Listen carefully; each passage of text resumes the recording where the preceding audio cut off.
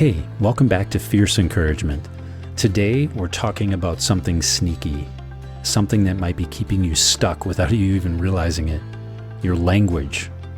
Now, I'm not talking the language you speak, but rather the narrative or the words that you use to describe your own life and how it shapes your experience. Much of the time, the way we talk to ourselves is working against us and not for us. But there is good news. You can flip the script. Our minds are malleable and we can change. We can change our reality by changing the way we talk and speak about it. I'll show you how. Also, before we dive in deeper, if you have been listening and thinking, yeah, this makes sense, but I need someone to help me apply it, well, I've got you. I have a few strategy sessions opened up for this month. This is a real one-on-one conversation where we'll dive into where you're at, what's holding you back, and what needs to shift for you to move forward. No pressure, no fluff, just clarity. You can apply for that with the link in the show notes. All right, let's get into it. The weight of our language, the weight of our words, maybe that's what I'll call this episode, the weight of our words. How the words we speak to ourselves can shape our reality. Now, here's the big concept of this episode, and it comes from having a lot of experience, hundreds of hours of conversations over the past couple years, of witnessing how people talk to themselves and also how I talk to myself when I meet with my coaches. It's really interesting to see that script in our head, the things that we repeat to ourselves, or those exchanges that we might have about our work, or maybe the places that we're struggling a lot. The way we frame up those experiences and those influences and all the things that are around us really changes our ability to act. Now, I had a great conversation with a client in the last couple weeks. We had a deep exchange about how we talk about to ourselves about the experiences we're having. And on one hand, it felt like he was spinning and really unable to kind of get some traction in his work and in his life. And he was struggling with his own sense of self-worth. And I guess this appeals to me because, well, full disclosure, I get down too. I get worn out by the striving and the moving and a lot of the energy that kind of goes out, and you're wondering or you're questioning how that is helping you take steps forward in your business, in your workouts, in your energy practices, in your relationships. It's easy to get locked in a cycle of down or spiraling downwards, right? It's easy. The natural thing is to be negative for me. And I think if we kind of examine our own experience of life, it is easy to hear our language describing our world as kind of sabotaged and negative all the time. But I think the fundamental idea, the fundamental premise, if you will, here is our words are not just describing the world we live in, they're creating it too. Our words don't just describe where we're at, they also reach out into the future and manifest what is in front of us. So if we're saying the words to ourselves, I'm stuck, well, our brain stops searching for ways to move forward. If we continually say I'm stuck, our brain stops. It doesn't look for options. And again, full disclosure, I've been saying that the past week or two. It's always important to challenge and see if we can shift that from I'm stuck to something different. We could say something like, I'm in a transition period right now. Now that helps our brain open up possibilities for our business or for our exercise routine or for the thing that we're challenged with. Instead of saying I'm stuck, say I'm just in a big transition right now. Our brain will open up versus close down and stop looking for solutions. Another one that I've worked with my coach on a lot and my coaching friends is instead of saying I have to do this, where it can feel like a burden and overwhelming, we can shift that language into saying I get to do this. Then it becomes a privilege, something that you can kind of give and let it be a pathway to your growth versus having to do something. You get to do this. The words that we choose make the emotions come alive in our body, in our mind. It almost dictates the way we feel, I would say. The words that we utter and that inner narrative cause our emotions to start to move in our body and in our mind. When we see opportunities, we can see action instead of kind of holding back or hesitating. So I think for this episode, I'd really like to talk about the way we use words, the power of words, and consciously upgrade the way we talk to ourselves. One of my favorite teachers, and who has since passed many years ago, is Carl Jung. And this is a great quote that I've repeated a lot and I have on my bulletin board here. Until you make the unconscious conscious, it will direct your life and you will call it fate. Just a big mic drop there for me. When we work on ourselves and make the unconscious conscious, it can be uncomfortable and it can be a struggle.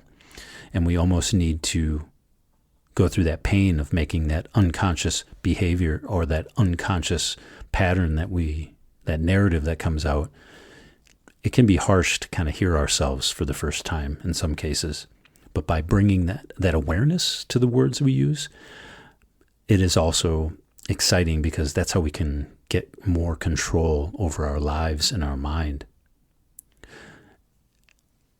When we make the unconscious conscious, it is painful, but it helps us reclaim control over our lives, our working life, our workouts and energy practices, but also those relationships, especially with ourselves. So it's kind of inviting that unconscious to come out and accepting it to a degree. Be willing to claim it and work with it. I also love Martin Seligman. He is the founder of the positive psychology movement in the 1990s, where they started looking at the things that helped people be happy versus just the neuroses or the bad things. And a great quote from him that I wanted to share right now is this: optimism is not just a belief about the future. It is a language habit in the present.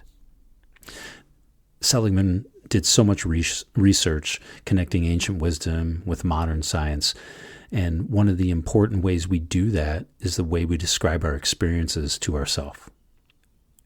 The way we describe and language out our experiences to ourselves determines the level of our own hope and resilience and motivation and patience, all those virtues. So get really curious how you describe life to yourself. Look at the way you experience your life and see that if you can upgrade your language or increase that kind of observation of your language, you really have a chance to lean into the virtues that Seligman was so into, of resilience, hope, love, gratitude, things of that nature. And if you're listening and you have a chance, go to Google and look up the Virtues in Action assessment from the School of Positive Psychology. A little cheat code. I do that with near every one of my coaching clients to find out what virtues resonate with them personally. There are unique virtues, there are universal virtues, but using the School of Positive Psychology and their unique method of looking at virtues in action, I think it's a very powerful little tool to track and see what virtues connect with you.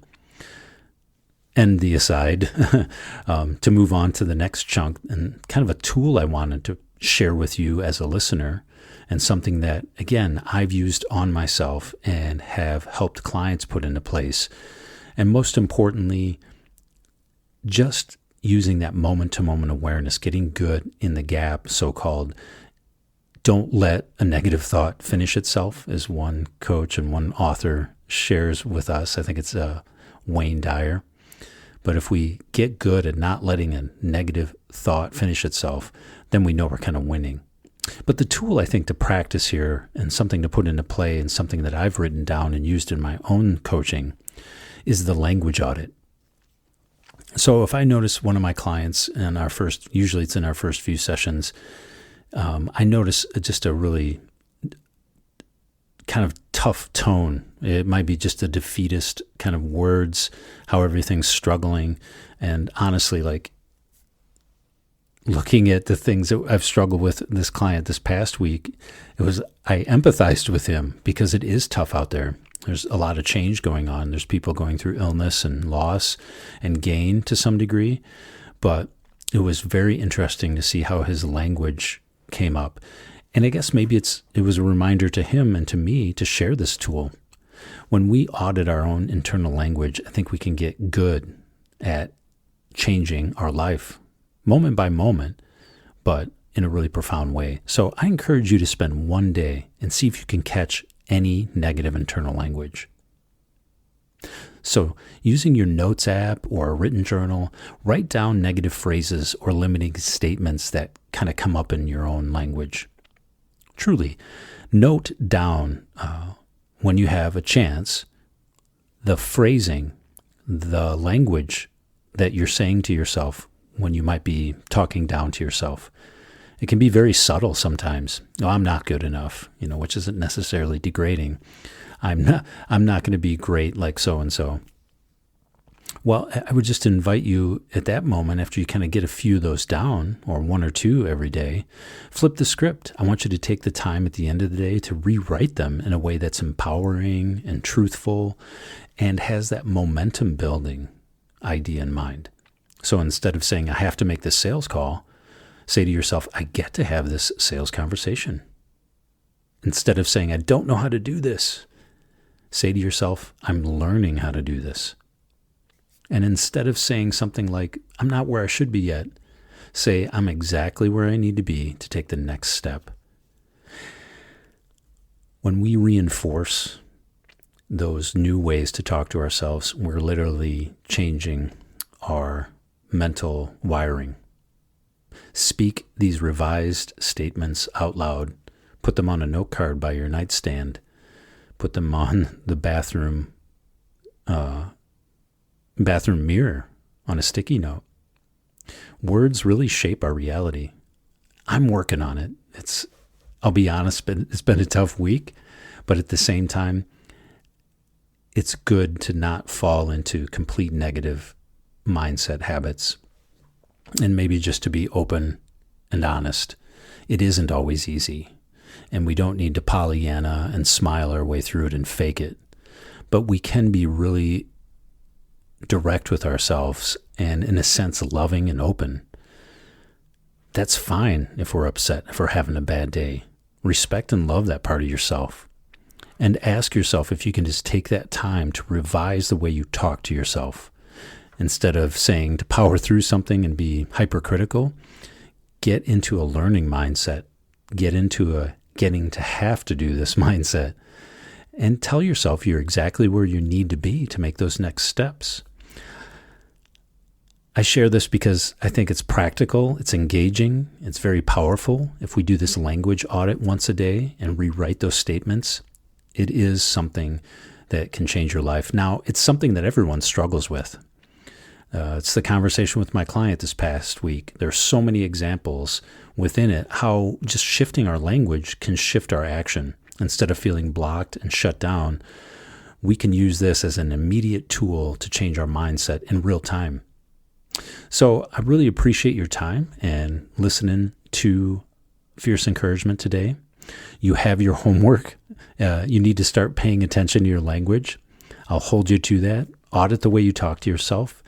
Catch yourself with the I have to's and start replacing them with the I get to, or swap I'm stuck for something like I'm learning. These are small but huge changes that can help you rewire your mindset and also kind of get you out of that blocked state. Now, if you want to go deeper, if you are feeling stuck in your career, in your leadership, or just life in general, let's talk. I'm open to a few free sessions, like I said earlier, each month. And if you're serious about leveling up, and I mean truly serious, I want you to grab one. In that call, I'll pinpoint what's really holding you back, get you a clear next step strategy, and get you moving forward with confidence. You can apply in the show notes.